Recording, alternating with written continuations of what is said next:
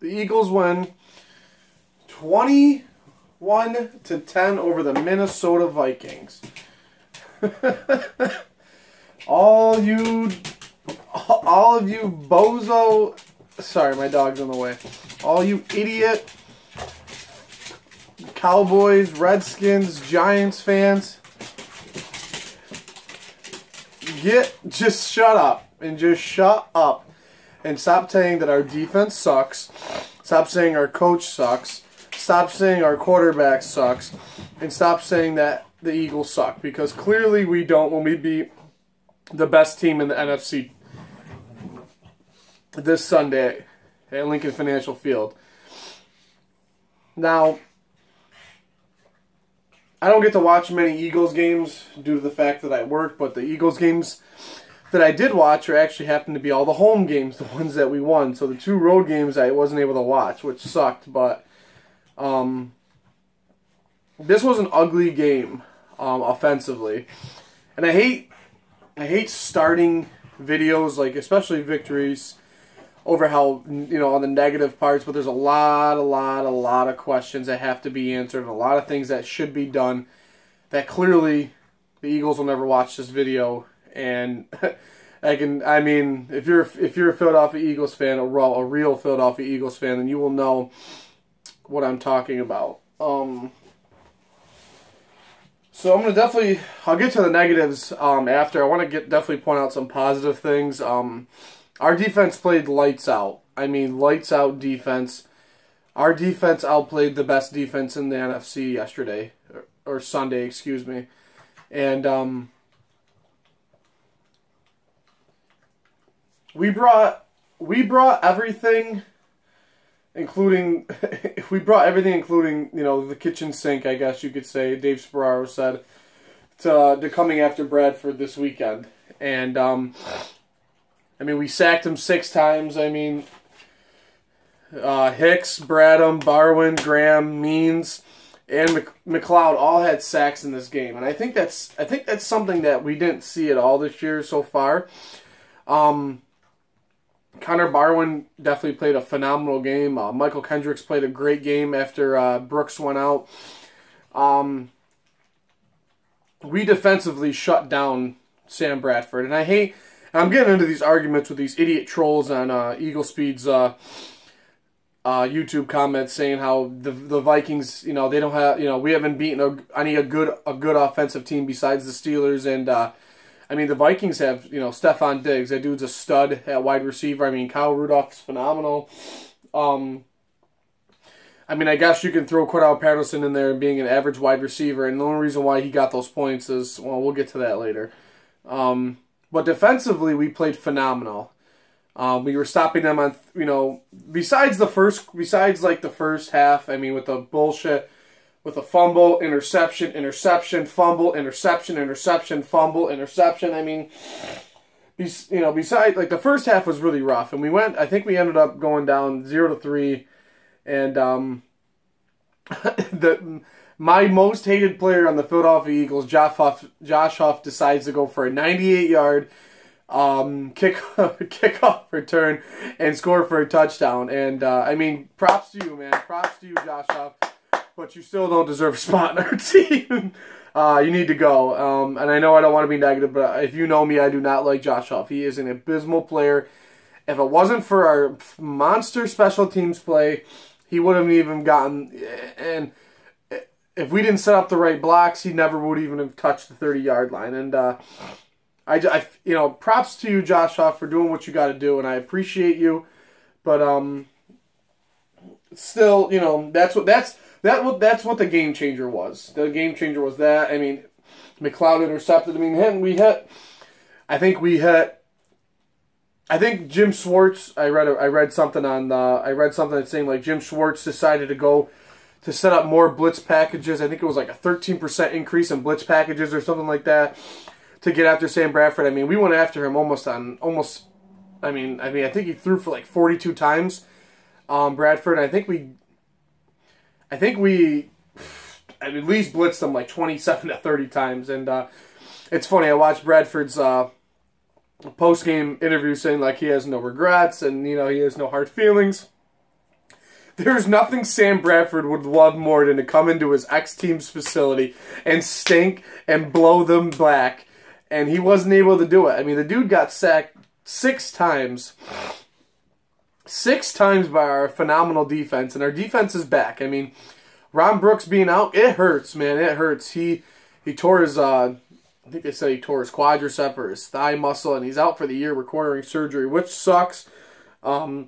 Which means that Michael Kendricks is going to move into the nickel spot, I believe, and then we're going to try to get Watkins sit in there at more reps. And I think that's good for him because we need him. And Jalen Mills is playing really, really well. So shout out to my defense for playing an excellent, excellent, excellent game. And finally, the gods have answered me. And Dorial Green-Beckham finally got a touchdown. After so many weeks of just praying and praying to the bird god that is all of Philadelphia, the dude finally, I mean, he had 1 catch for like 8 yards and a touchdown, but I'm okay with that. The dude finally got a touchdown. And that dude, once Beckham knows the system, oh my God, dude. Him and Jordy, they're going to be monsters. And nobody else really showed up to play at all. And this is a victory video, but there's a lot of negatives. We did not run the ball. I mean, Ryan Matthews, Darren Sproles, Smallwood, I mean, no one really caught the ball. I mean, Wentz only went for what? I mean, 138, 1 touchdown, 2 interceptions. I mean, 2 interceptions definitely hurts.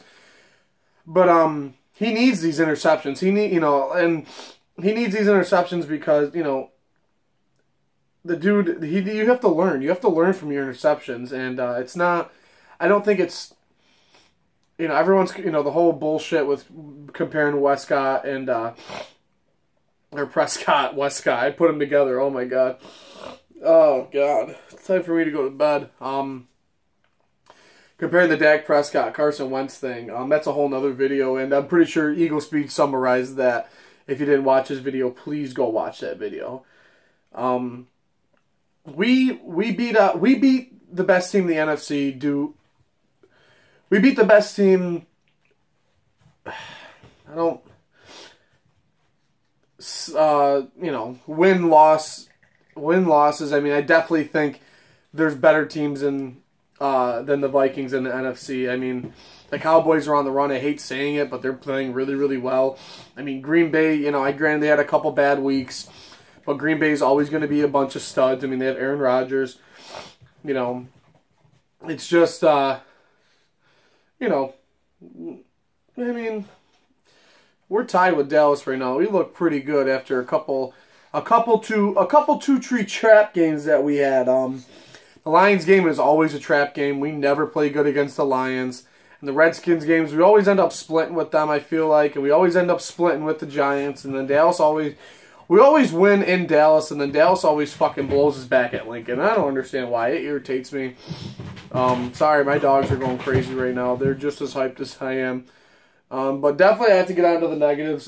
Carson Wentz looked really, really not nervous, but he definitely got a lot of shaken up. I mean, a lot of his snaps, he fumbled, or not fumbled, but he came out, it came to him and he dropped it, or he kind of botched it, or he botched the pass, and Wentz is 6'something, and then you have Sproles that's 4'9", so he's handing off to his face, he's turning around and blowing him, blowing Sproles in the face with the ball, you know what I mean? So that's something that has to be taken care of.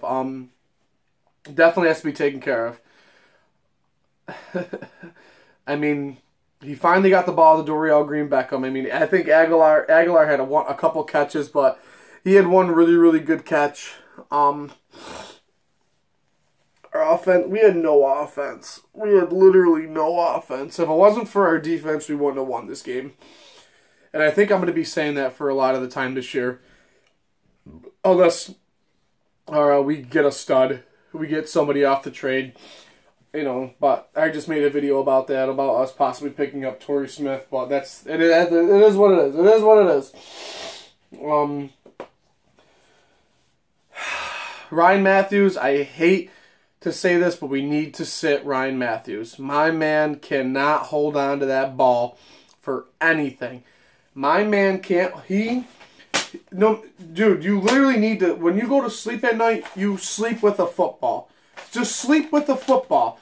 It's not difficult. You get paid to carry the football in the NFL, and you still, after all these years, you fumbled crucial in the Lions game. I mean, we won. We already had this game, but you fumbled in the last game, which caused, we would have won this game 21-3 if you didn't get that bullshit fumble in the fourth, and then Sam Bradford gave those garbage points to Cordell Patterson. That's the only reason why Cordell Patterson has 67 yards and a touchdown, because you fumbled the ball. I feel, I hate saying it because Ryan Matthews is a really, really good running back, but McCoy did the same thing when we had McCoy. McCoy fumbled a lot. You know what I mean? He fumbled a lot too because he used to carry. I mean, I watched the Bills game I watch the Bills every single Sunday too because I have to. And McCoy still runs out with the ball like this. Just runs. He wants someone just to. So all someone has to do is fart on the ball and it's coming out. And I don't know if Ryan Matthews, that's something that I don't know if that can be fixed. I don't know if that's a football. I don't know if that's something that can be practiced, fixed through training or practicing, or if that's just something natural. And I know Carson Wentz also had a situation like that where when he used to rush the same way. But I remember watching like whatever the John Gruden's camp is and stuff like that. They used to, he used to hit Carson Wentz with like noodles. Because if you can get, and the ball would come right out. I mean, a pool noodle, and he's hitting Carson Wentz in the hand, and the ball's coming out. So if that doesn't tell you, if Carson Wentz can learn it, why can't a veteran like Ryan Matthews not learn how to hold on to the ball? So I think he needs to sit. Maybe not for the Cowboys game because we really need him we need a decent run game for the Cowboys game. But Ryan Matthews, he's constantly. We have 3 other running backs to use: Darren Sproles, Wendell Smallwood, and Kenyon Barner. Why not just use them? I mean, if you're going to use Huff for anything, use him as a runner because he can't catch the ball. So at least have him run the ball. But Doug Peterson's not that type of guy. I mean, I watch all of Doug Peterson's. I watch all of his videos. I watch all of his nonsense, and he's not a upset coach. He doesn't get mad. He's not upset at Ryan Matthews. He just knows that he has to secure the ball more. But a guy like Jim Schwartz, who screams at Bradham for gun charges, that's the kind of stuff that we need. And that's the kind of we need someone to sit there and scream at Ryan Matthews and say, you need to hold on to the ball because it's not fair to us.